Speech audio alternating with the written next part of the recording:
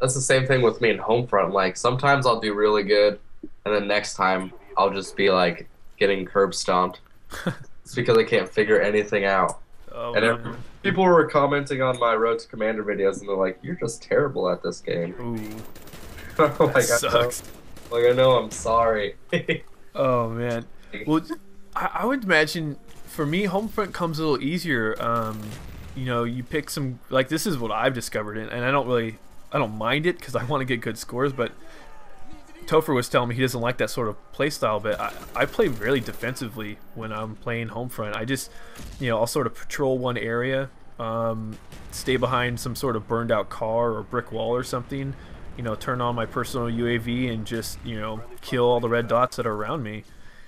I mean, it's great for me, but it probably sucks for the other people who are playing. Seems like a pretty good strategy. I might have to pick that one up. I don't know. It's just, for me, it feels so um, much more. I don't want to say real because I mean I've never been in combat before, but I'm just saying you just can't run out in the middle of the road and expect to destroy three people in front of you. You know, if you run out in the middle of the road, you might get shot by a sniper. You know, I've seen a lot of guys like low crawling along the edge of like a berm or something, and you're like, wow, these people are employing maybe not to the, you know, like they're implementing this like they know what they're doing, but they're just sort of know they got to stay down out of sight. So it's like, wow, that's kind of cool, you know. Some things like real life tactics are sort of being implemented. um I don't know, I like the game. I just wish more people had it. And ugh, have you played in a party yet, or tried to, besides the one time we tried to play together? But so when we ended up on the opposite team, no, I haven't tried since. Oh I was yeah, like, "Where's Tony at? He's not on my team." yeah. I think you killed me, so I was disappointed. I did that last night with Topher, and we got on we were in the same like lobby together, and then it put us on the same team. I think I killed him like 3 or 4 times. I felt really bad. 'Cause I was Like like, "Where's?" me too. "Where's Topher?" Boom! Oh shit! I just killed Topher Rux. Like, damn it, that sucks. And you're like, "Oh my bad," and then it's in your face again, so you gotta do it again. Yeah, I know, and you can't tell. Like, I don't pay attention to the names until it says who you killed. But hey, has your game ever locked up on you? Like how? Like just froze? Because last night my game just like froze. You know, just boom, I got stuck looking at a tank or something, and I thought I was gonna get like a host migration or whatever, even though it's dedicated servers. But it just locked up. My PlayStation wouldn't move. I had to reset it. Not as of yet. I haven't. Oh, okay, well, might have just been my PlayStation or I something have random. got to like freeze a couple times when I try to go back to like the main menu, And oh, have you ever tried to check your stats? and it doesn't show anything. Yeah, and it like tells you get kicked out of the PlayStation Network. Yeah, it's just like it was kicking me out, and I finally checked it today, and after a match, I did pretty decent, and then it didn't have anything I've ever done. It just said average life 1. What? Yeah. Have you all right, let me ask you this, because I'm not the kind of guy now. I used to always play the single player campaign first. Yeah. Are you that kind of guy? Are you playing single player campaigns first, or have you not even touched it? Not really, because when I got Killzone, I played Killzone for like 2 or 3 weeks, and I recently jumped into the campaign, which is pretty freaking awesome. And then I was thinking I did it first with Homefront just because I heard like the shock factor of Homefront is just crazy. Yeah. Like it's not necessarily like a great story, but it's just so shocking that you just want to play it. Yeah. So that's probably the first game that I've actually played the story mode before the multiplayer. Mm-hmm. I think, at least for me, Black Ops was the first game that I went right to the multiplayer without doing single player first. Yeah, I did that too. Which, you know what? In hindsight, I'd do it again because the single player campaign for me wasn't all that great. I remember, like, I was listening to some of the old Painkiller Alreadys, and these guys like, oh man, the single player is epic. I'm like, that's not really that great, you know? It's whatever. I thought the Modern Warfare 2 and COD 4 single players were much better. Oh yeah, of course. The storylines were freaking awesome. I like that freaking knife you throw at the end of Modern Warfare. Yeah, right. It's like, Oh, and I'll tell you, if you do get Crisis, oh my God, you're gonna have to play the single player campaign because it is freaking awesome. yeah, Oh yeah, I love it. That game is so awesome. I mean, I would. Someone asked me if I was gonna do a Let's Play through Crisis 2, and I told them like I don't know, just because of the fact that I'm horrible at continuing and finishing Let's Plays. I'll get started on one like the Mass Effect 2 one. I haven't touched in like a month. Um, but it's just like, oh man, I might actually do it because the levels they're not terribly long, but it's such a good campaign. It's such a great story. And have you seen Battle of Los Angeles?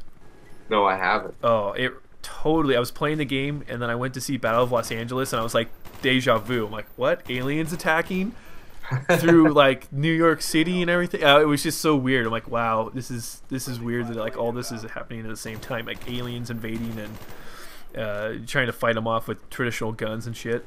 Yeah. Yeah, but it was a pretty good campaign. Yeah, so I definitely suggest it.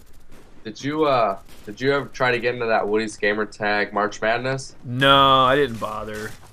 I tried, but wasn't selected. No, man. Were there like 600 videos submitted or something like that? There was like something like 4,000 replies to that video. Oh shit. I was like in the first 300, but yeah, I didn't have a chance. So did you post up the video that you submitted? I just posted up like one of my commentaries, just a regular one. Oh, okay. Yeah. A part of me thought about it, but I'm like, you know what? I don't know, like, you know, if you're gonna do a competition like that, they're gonna expect like you to go out and just blow them away with whatever you're doing, and that's not what I do. So yeah, me either. I'm not like putting overlays and all that craziness in there. Yeah, I thought that some of the people that they picked could have just been overlooked. Have you even watched any of the videos? No, I really don't have much of interest in it. I mean, I did watch one. It was some dude versus some other, like one kind of a famous, I've heard of him before, versus like a nobody. Some guy like Texas something or other. Texas Draw, I think it was. Yeah. And I was like, oh, okay, yeah. The other guy was like a competitive gamer, you know, and I think he's trying to let his name carry him. Because he did like a video diary or whatever of his last year or something, and then the Texas Draw guy was like rapping in his video, and it had good gameplay to go with it. And I was like, okay, I think the Texas Draw guy is probably a better video for video. Yeah.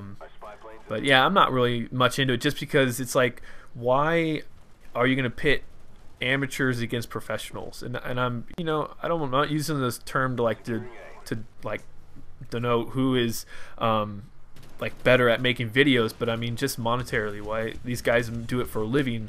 So I thought if it's going to be like the college March Madness, it should be amateurs versus amateurs to become recognized, and then if they're to do like the pros, like if one to do like Woody versus like Team Art or something, then they should have like an NBA commentators finals or something like that, you know? Yeah.